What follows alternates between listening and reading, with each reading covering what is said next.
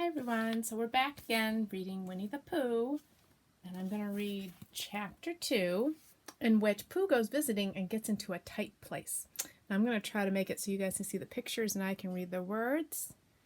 All right, open up those imaginations and ears and get comfortable. Here we go. Edward Bear, known to his friends as Winnie the Pooh, or Pooh for short, was walking through the forest one day, humming proudly to himself. He had made up a little hum that very morning as he was doing his stoutness exercises in front of the glass. Tra-la-la, tra-la-la, as he stretched up as high as he could go, and then tra-la-la, tra-la, oh, help, la, as he tried to reach his toes. After breakfast, he had said it over and over to himself until he had learnt it off by heart, and now he was humming it right through properly. It went like this. Tra-la-la, tra-la-la, tra-la-la, tra-la-la, rum-tum, tilly-yum-tum, tilly-illy, tilly-illy, tilly-illy, tilly-illy, rum-tum-tum, tilly-yum.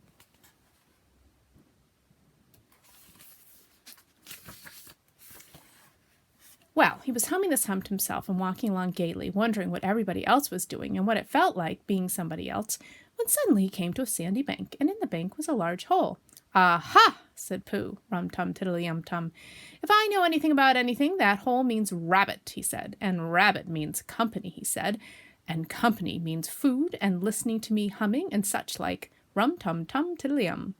So he bent down, put his head into the hole, and called out, "Is anybody at home?" There was a sudden scuffling noise from inside the hole, and then silence. "What I said was, 'Is anybody at home?'" called Pooh out very loudly. "No," said a voice, and then added, "You needn't shout so loud. I heard you quite well the first time." "Bother," said Pooh. "Isn't there anybody here at all?" "Nobody." Winnie the Pooh took his head out of the hole and thought for a little, and he thought to himself, there must be somebody there, because somebody must have said nobody. So he put his head back in the hole, and he said, "Hello, Rabbit, is that you?" "No," said Rabbit, in a different sort of voice this time. "But isn't that Rabbit's voice?" "I don't think so," said Rabbit. "It isn't meant to be." "Oh," said Pooh. He took his head out of the hole and had another think, and then he put it back and said, "Well, could you very kindly tell me where Rabbit is?"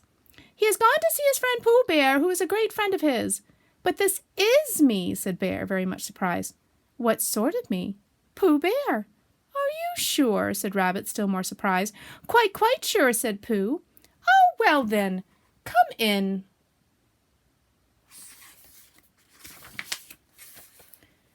So Pooh pushed and pushed and pushed his way through the hole, and at last he got in.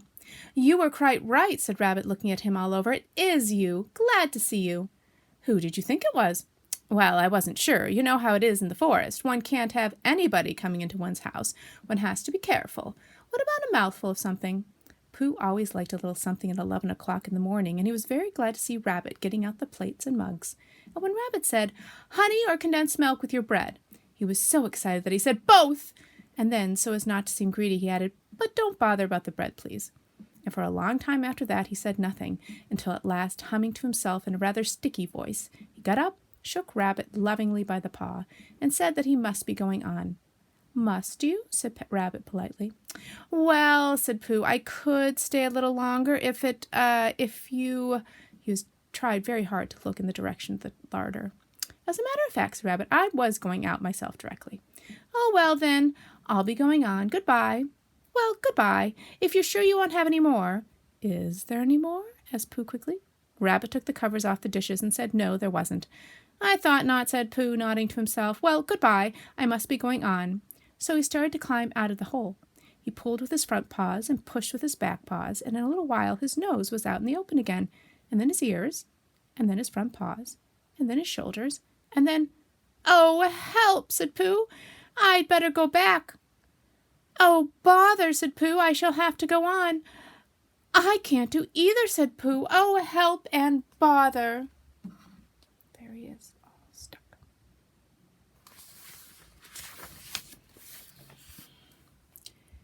Now, by this time Rabbit wanted to go for a walk too, and finding the front door full, he went out by the back door and came round to Pooh and looked at him.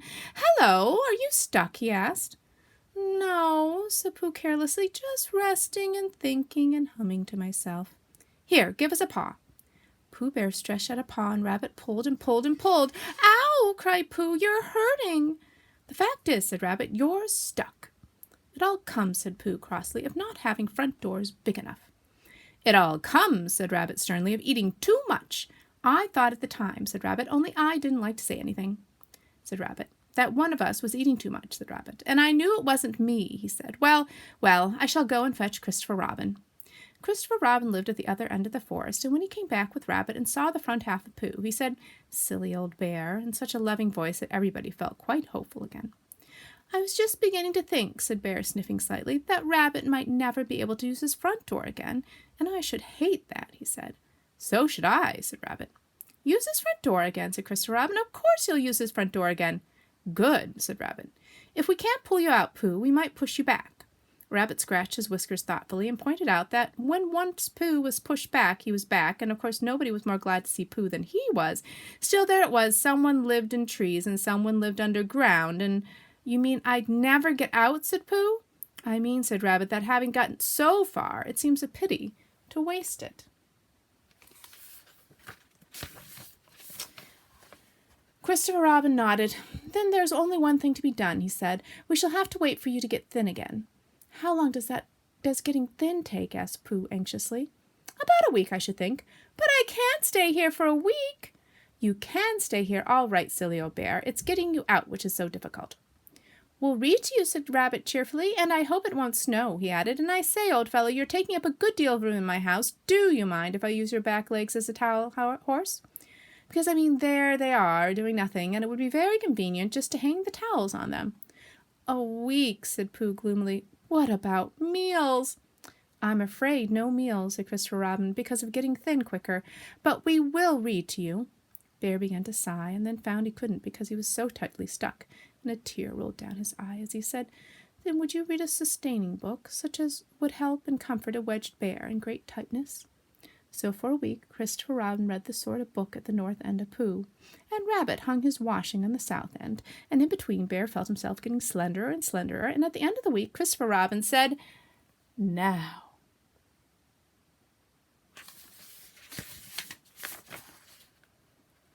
So he took hold of Pooh's front paws, and Rabbit took hold of Christopher Robin, and all Rabbit's friends and relations took hold of Rabbit, and they all pulled together, and for a long time Pooh only said "ow" and "oh," and then all of a sudden he said "pop," just as if a cork were coming out of a bottle. And Christopher Robin, Rabbit, and all Rabbit's friends and relations went head over heels backwards, and on the top of them came Winnie the Pooh, free. So with a nod of thanks to his friends, he went on with his walk through the forest, humming proudly to himself. But Christopher Robin looked after him lovingly and said to himself, "Silly old bear."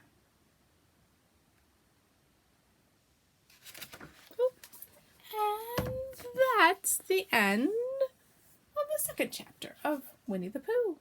I hope you join me tomorrow for chapter 3. Bye.